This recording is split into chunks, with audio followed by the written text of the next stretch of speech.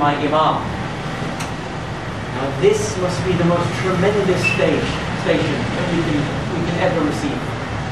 According to the spiritual scholars, now there are various understandings as to what it means when you unite with your Imam.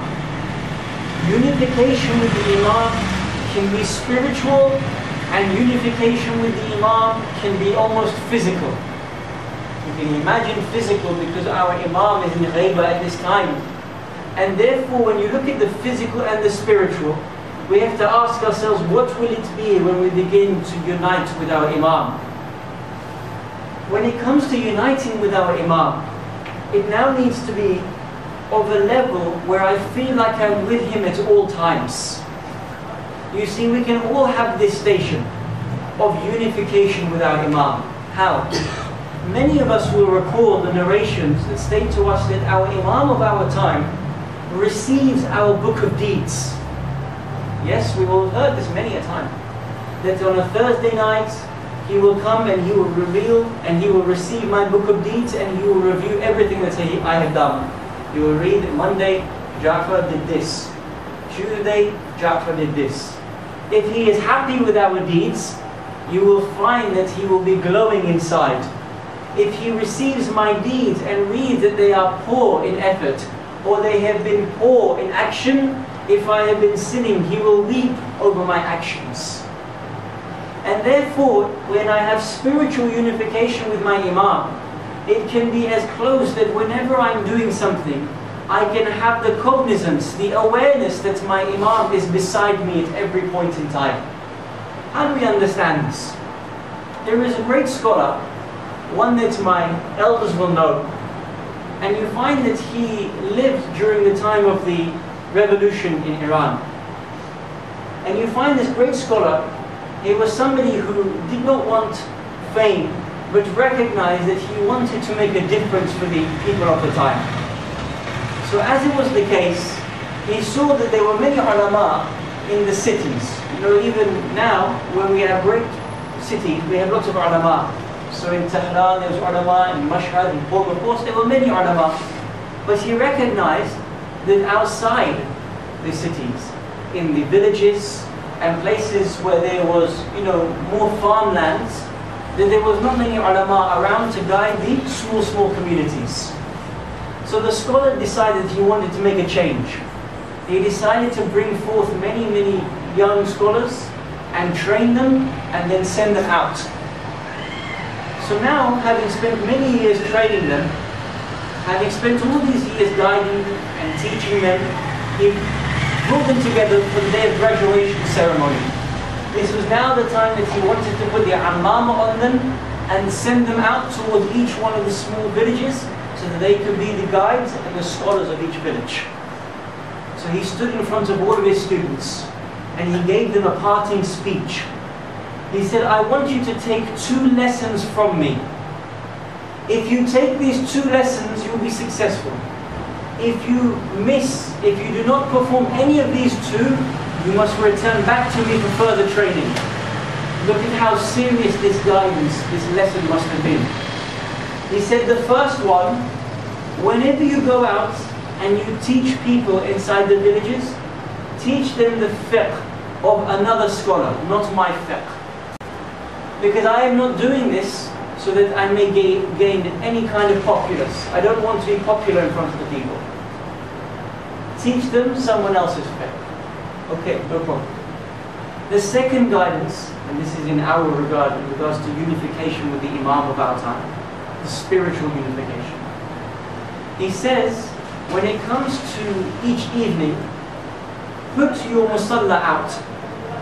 Sit on the musalla and raise your hands and begin to talk to the Imam of your time. Look at this, how much of a guidance this statement is. The scholar is telling his students that when you go out each night, having returned home, put the musalla out and begin to talk to the Imam of your time. You are now the alim of the community. Tell him about the problems in the community. Tell him about the things that are going well in the community. Complain to him as to why the community is weak.